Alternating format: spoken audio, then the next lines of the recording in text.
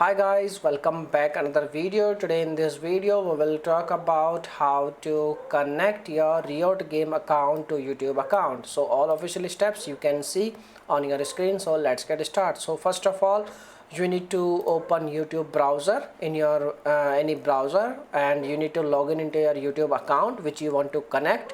And once you logged in, you need to click on your profile icon. You need to select settings, and once you click on settings, you will see this kind of window.